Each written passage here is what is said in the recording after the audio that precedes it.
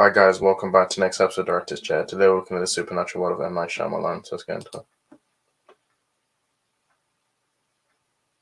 Welcome back to next episode of Director's Chair. We're talking about directors. Today we're talking about M. Night Shyamalan. Now before we do it, don't forget to subscribe and click the notification bell.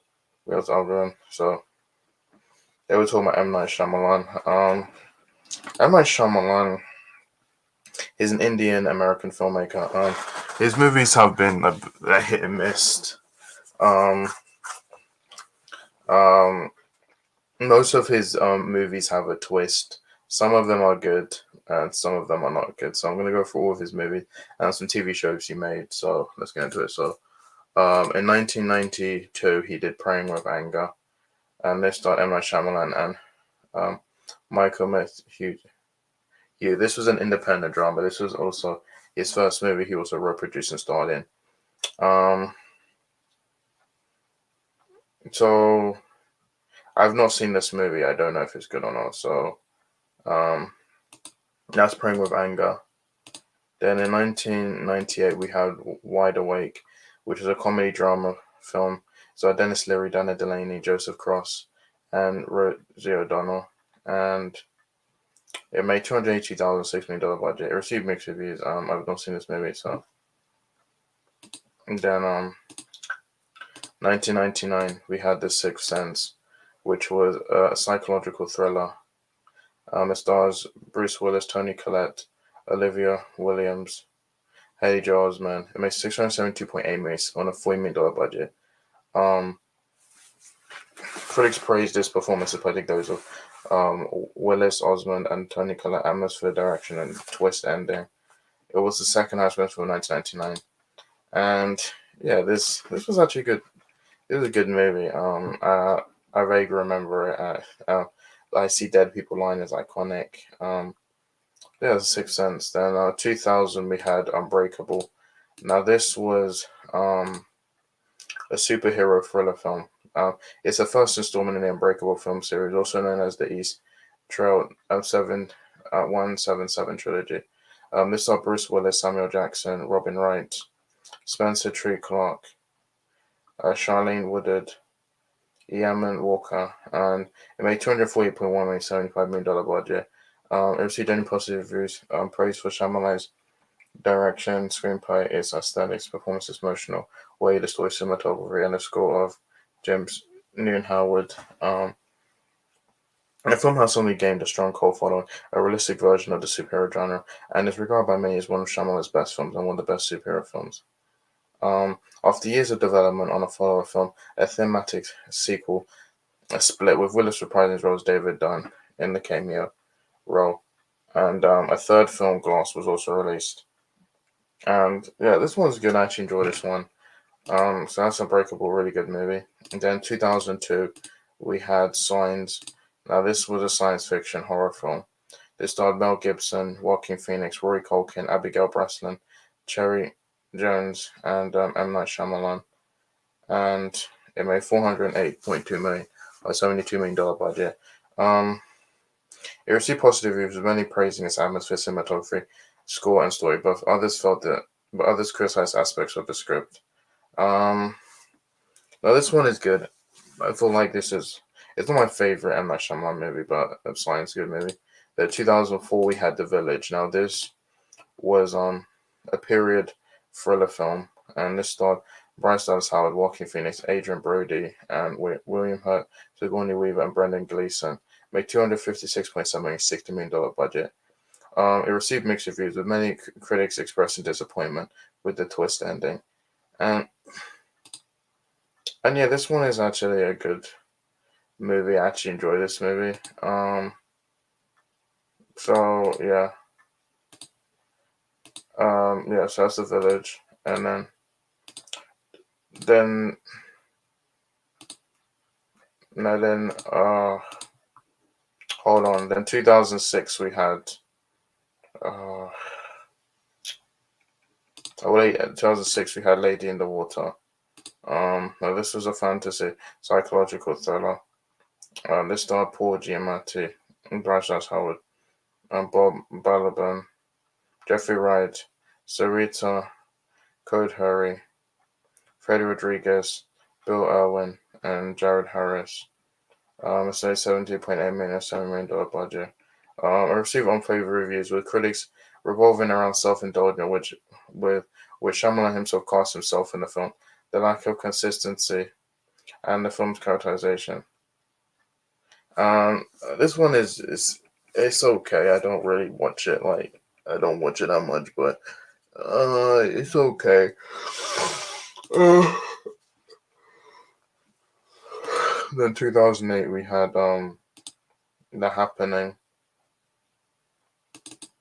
This was The Happening was a thriller film, and this starred Mark Wahlberg, Zoe Deschanel, John Leguizamo, and Betty Buckley. It made 163.4 million on a $46 million budget. It was panned by critics, and this one is okay. It's not one of my favorite M. Night Shyamalan movie. So that's The Happening. And then 2010 we had The Last Airbender. Now this was Last Airbender was an action adventure fantasy film. Um, and is based on the first season of the Nickelodeon animated television series Avatar: Last Airbender. And this starred Noah Ringer, Dev Patel, Nicole Peltz, Jackson Rathbone, Sean Toom, Isaiah Manvi, and Cliff Curtis. It made $319.7 million, $150 million budget. The film was lambasted by critics, audiences, and fans of the animated series, who criticized the screenplay, acting, direction, casting, effects, editing, action sequences, story, unfaithfulness to source material, characters, and 3D conversion. And was one of the worst films of 2010, and even one of the worst films of all time by several publications. Though reviews for the musical score were largely positive. The Last Airbender was originally envisioned as the first of a trilogy of films based on the 3 seasons of the series, but due to the negative backlash and disappointing box office performance of the film, the planned trilogy was ultimately scrapped. And we will be getting a live action. We're getting an unrelated live action television series on Netflix, which I hope that one is better than this one. But I'm not a huge fan of Avatar. I watched a couple episodes of the animated series. I've watched this movie. It was terrible. It was nothing like that animated. So I'm looking forward to. I heard some of the creators are back for the Netflix one, so I'm looking forward to that one. So that's Last Airbender. Then after that, then 2013 we had After Earth. Now After Earth was a post-apocalyptic action film, and this starred Jaden Smith and Will Smith. It made $243.8 million, $130 million budget. Um, After Earth was panned by film critics who targeted the story, visuals, performances of Will and Jaden Smith, and Shyamalan's direction. After Earth was just no. Yeah, it's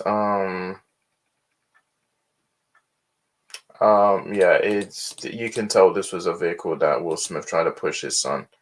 Like he did it with The Cry Kid as well, but The Cry Kid was a good movie. This I've seen this movie is terrible. It's one of his worst. It's not worse than Last. I still think Last Airbender is his worst movie. But yeah, it's After Earth. It's just a terrible movie. It's just yeah.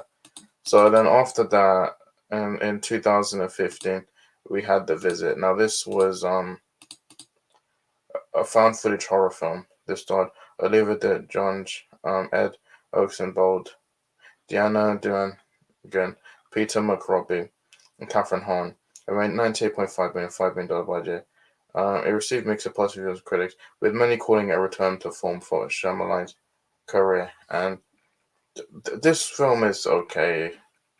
I enjoy it. I think it brought back to what Shyamalan used to doing. Like after making like 2 bad movies, like this was a good movie to have at the time. Because of the Last Airbender and After Earth, and yeah, so yeah, 2016 we had Split.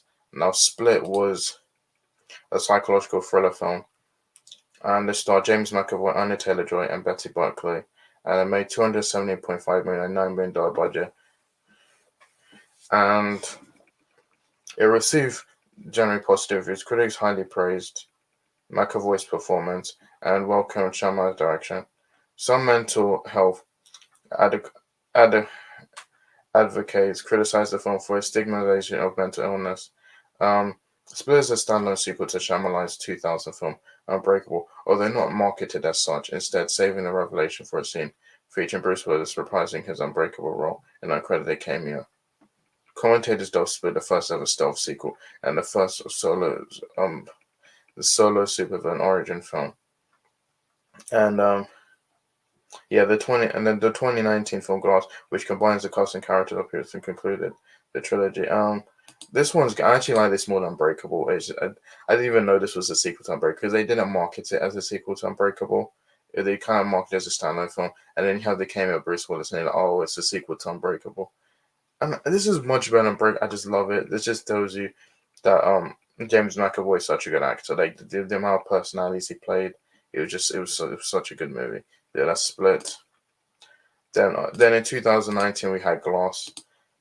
Now, Glass was a superhero film, and the film is a crossover and sequel to Shyamalan's previous film Unbreakable and Split, the third and final installment in the Unbreakable series. This stars James McAvoy, Bruce Willis, Samuel Jackson, Anya Taylor-Joy, and Sarah Paulson.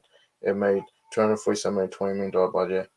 It received mixed reviews from critics who found the film disappointing and underwhelming due to the story, particularly the third act, but praised the performance of the cast. Many deem it the weakest in the trilogy. This movie was actually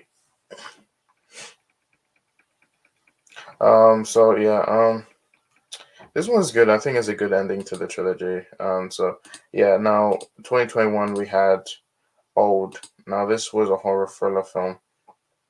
I starred Garcia Bernal, Vicky Krieps, Rufus Sewell, Alex Wolff, Thomasin McKenzie, Abby Lee, Nikki Amuka Bird, Ken Leung, Eliza Scanlon, Aaron Peer, Embeth Davids, and Emma Elliott. It made $90.2 million, $80 million budget. Received mixed reviews. He praised the cinematography and premise, but criticized the screenplay, dialogue, and acting performances. The film's twist, ending, and themes received polarized responses. I actually watched it. I actually did a review on it, and it's a good movie. You can check out the review on my channel. So that's Old. Then in 2023 we had Knock at the Cabin. This was an apocalyptic psychological horror film. It's based on the 2018 novel The Cabin at the End of the World by Paul G. Tremblay, and it starred Dave Bautista, Jonathan Groff, Ben Aldridge, Nikki Amuka Bird, Kirsten Q, Abby Quinn, and Rupert Grint. It made around $54.8 million on a $20 million budget, and this was actually good. I did a review on it. You can check it on my channel. And this was great. I think Dave Bautista's good. It just further proves that Dave Bautista is probably the best boxer that became an actor. And yeah, Knock at the Cabin was a good movie. I enjoyed it. So that's Knock at the Cabin. And then let's talk about the two TV shows that So we had Wayward Pines, which was a show that ran for 2 seasons from 2015 to 2016. Was on Fox. Now he was a director, executive producer. He wrote the episode. He did the episode Where Paradise Is Home. And then we had The Servant, which was a show on Apple TV Plus, which ran for 4 seasons between 2019 and 2013. And he was director, executive producer, and he did the episodes Reborn, Jericho, 2 o'clock, Donkey, and Awake.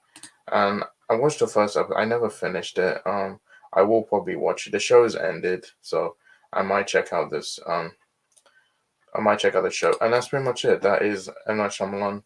I know a lot of people don't like M. Night. Some people like him, some people don't.